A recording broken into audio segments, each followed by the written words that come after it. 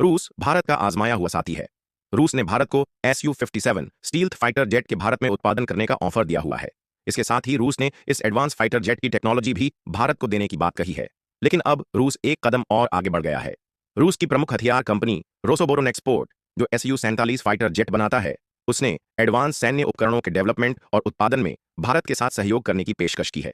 ये एक जबरदस्त ऑफर है, क्योंकि भारत मेक इन इंडिया के तहत स्वदेशी हथियारों का निर्माण और निर्यात करना चाहता है। और अगर भारत रूसी ऑफर को मानता है, तो देश में ही एडवांस हथियारों का निर्माण हो सकेगा। रोसोबोरोनेक्सपोर्ट के प्रस्ताव में भविष्य के बख्तरबंद वाहनों के निर्माण और रूसी मॉडल के आधार पर भारतीय सेना के लिए तैयार किए गए एक नए हल्के टैंक के डेवलपमेंट में संयुक्त प्रयास शामिल हैं। रूस के इस ऑफर को लेकर डिफेंस की दुनिया में काम करने वाले एक्सपर्ट्स का मानना है कि ये साझेदारी रूस और भारत के बीच टेक्नोलॉजिकल और इंडस्ट्रियल संबंधों को मजबूत करने का एक जबरदस्त मौका है। इसके जरिए भारत को उन हथियारों को देश में ही बनाने की इजाजत मिल जाएगी जिसे अब तक भारत विदेशों से खरीदा आया है। रूस के इस ऑफर से चीन की हवा टाइट हो सकती है, क्योंकि इससे भारत को अपनी सेना तक एडवांस हथियार पहुंचाने में मदद मिलेगी।